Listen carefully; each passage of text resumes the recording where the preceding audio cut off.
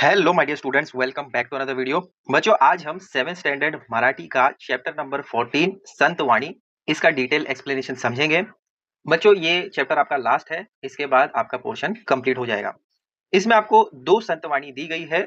संत वाणी का मतलब होता है संतों के बोल या संतों की आवाज भी आप कह सकते हैं। जो संत होते हैं, जो महर्षि होते हैं, महापुरुष होते हैं, तो पहली जो संत वाणी दी गई है इसको लिखा है संत जनाबाई ने।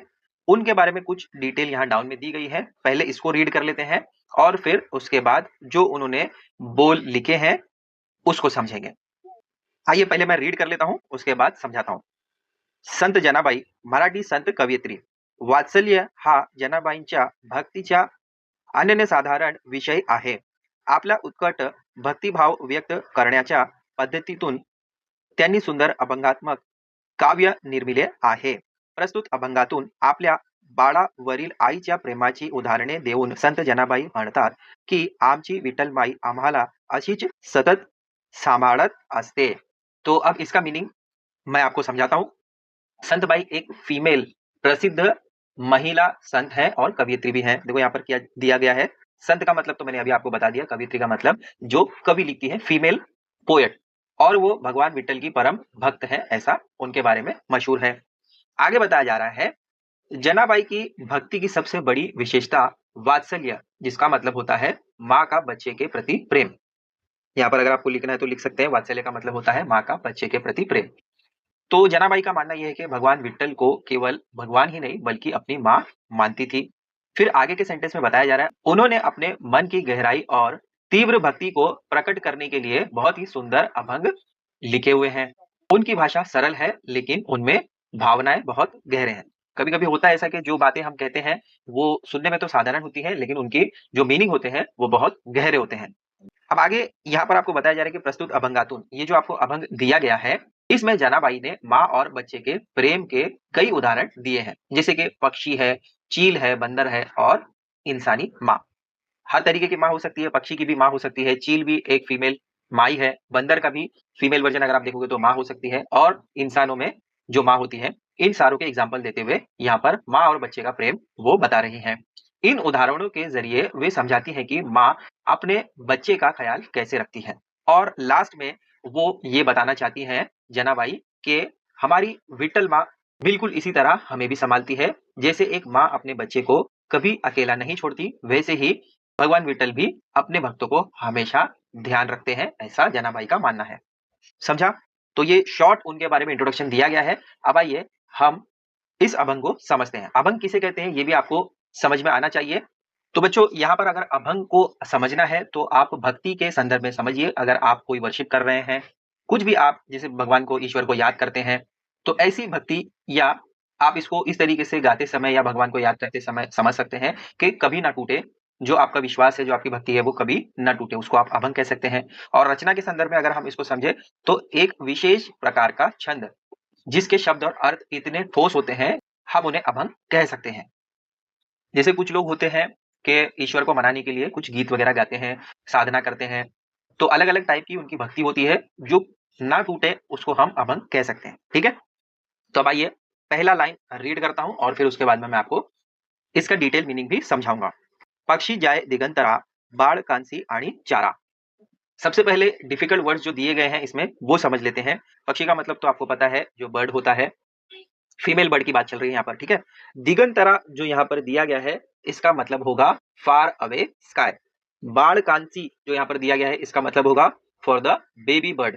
और चारा जो यहाँ पर दिया गया है इसका मतलब होता है फूड, या फिर ग्रेन्स आप कह सकते हैं, जो वो दाना वगैरह चुगते हैं उसको हम चारा कह सकते हैं, जिसको खाना भी आप कह सकते हैं उनके लिए।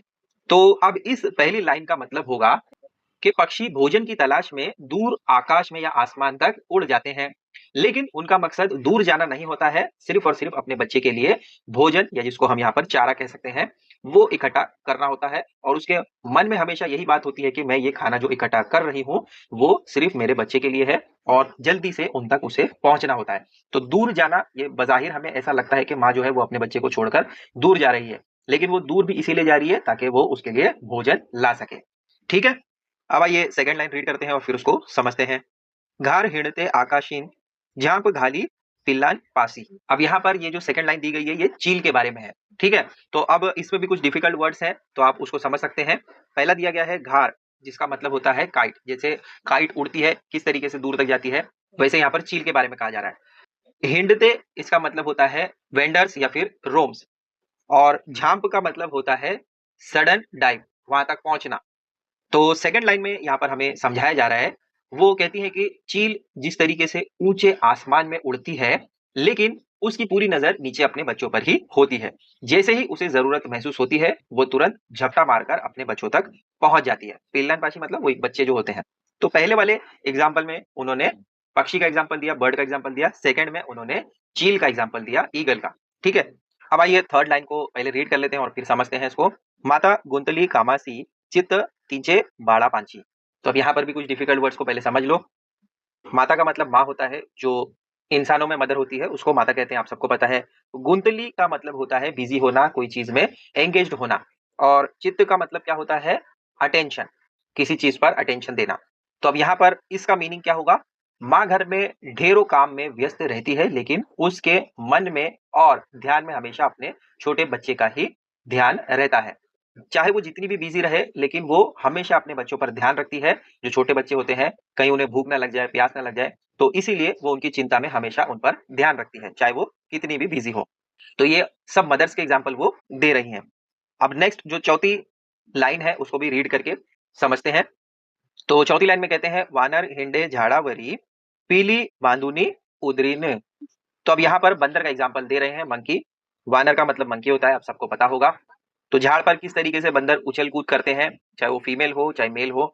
और उदरी का मतलब होता है स्टमक। तो यहाँ पर बंदर का एग्जाम्पल देते हुए वो जनाबाई हमें समझा रही हैं कि बंदर एक पेड़ से दूसरे पेड़ पर छलांग लगाते रहते हैं, लेकिन वो अपने बच्चे को अपने पेट से चिपकाए रखती है ताकि वो गिर ना जाए, और उसको सुरक्षा देती रहती है। तो यहाँ पर भी मदर का एग्जाम्पल दिया उन्होंने कि किस तरीके से माँ अपने बच्चे को संभालती है।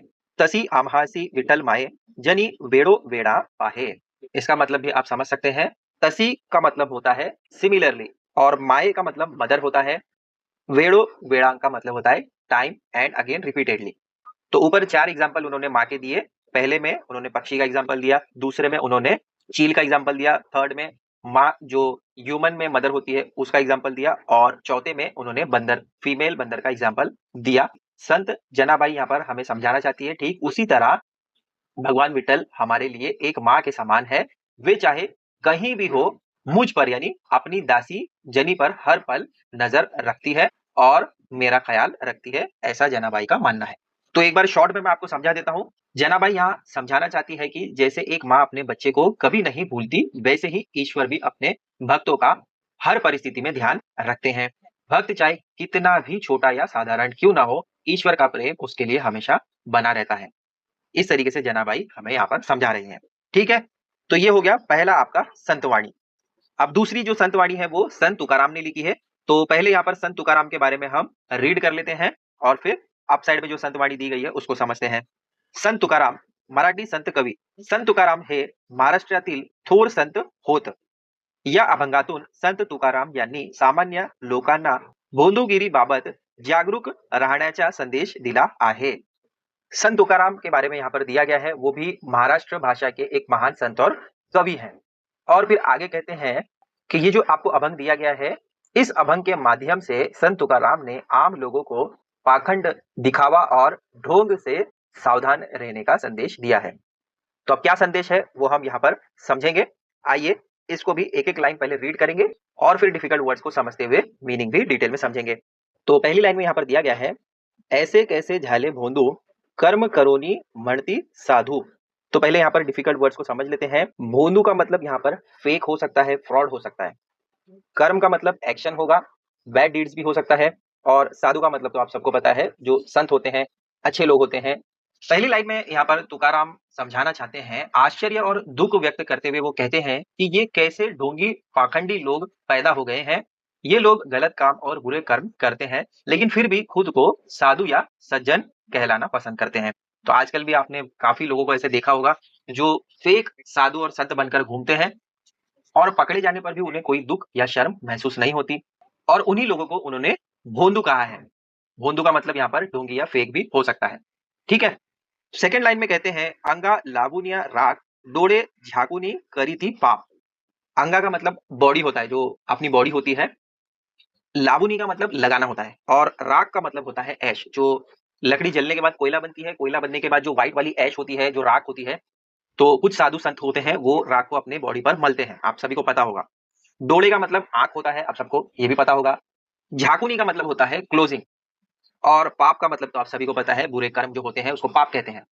सेकंड लाइन में यहाँ पर संत तुकाराम ये समझाना चाहते हैं, ये लोग शरीर पर राख भभूत मलते हैं ताकि बाहर से तपस्वी दिखे और आंखें बंद करके ऐसे बैठे हैं जैसे ध्यान लगा रहे हों।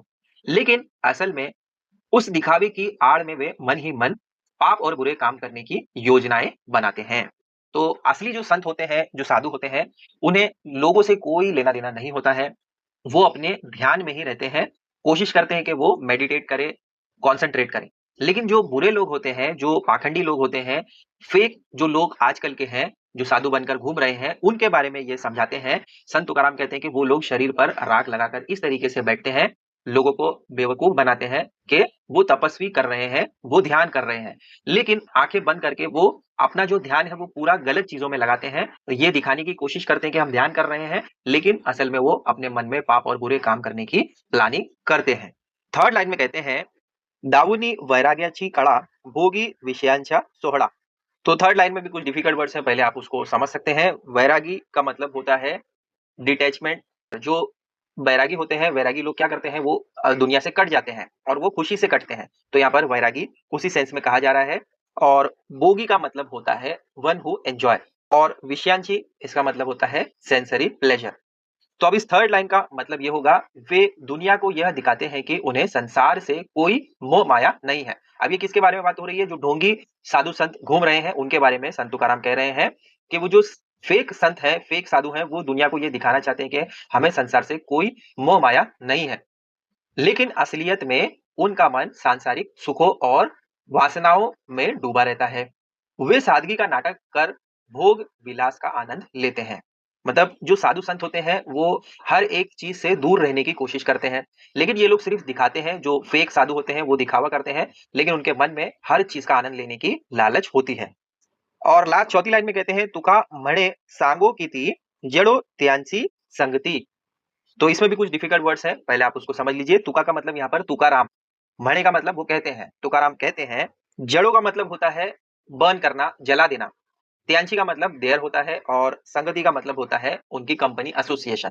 तो अब यहाँ पर चौथी जो लाइन दी गई है उसमें तुकाराम यहाँ पर हमें ये समझाते हैं, हमसे ये कहते हैं, ऐसे लोगों के बारे में और कितना बताऊं। तुका म्हणे सांगो किती, मतलब वो कह रहे हैं कि इनके बारे में और कितना आपको बताऊं, इनकी बुराई अनगिनत है। अंत में वो कड़े शब्दों में कहते हैं कि ऐसे ढोंगियों की संगत का हमें बिल्कुल ही साथ नहीं देना चाहिए, इनकी संगत को आग लगा देना चाहिए, यानी ऐसी संगति का नाश होना चाहिए, क्योंकि इनके साथ रहने में केवल नुकसान ही नुकसान है। तो आई थिंक यहाँ तक पूरा क्लियर है आपको संत तुकाराम यहाँ पर हमें क्या समझाना चाहते हैं। और आप साइड में संत जनाबाई ने क्या समझाया, क्या संदेश दिया, वो सारी चीजें आपको क्लियर हो गई होगी। संत वाणी का मतलब संत के बोल। तो पहला संत जनाबाई ने मदर के बारे में समझाते हुए, माँ के बारे में समझाते हुए बहुत ही अच्छे अच्छे एग्जाम्पल दिए। और फिर सेकंड वाली संत वाणी जो कि संत तुकाराम ने लिखी है, उन्होंने ढोंगी संत और साधुओं के बारे में समझाते हुए कहा कि हमें इनसे दूर रहने की कोशिश करना चाहिए, इनकी संगत को जला देना चाहिए, इनसे दूर रहना चाहिए। और इनसे दूर रहने में ही हमारी भलाई है, वरना हमें नुकसान ही उठाना पड़ सकता है।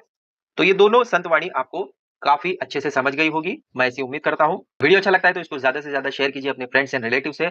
ऐसे ही और वीडियोस के लिए चैनल को सब्सक्राइब कर लो। मिलते हैं अगली वीडियो में एक नए टॉपिक के साथ। Till then take care, bye.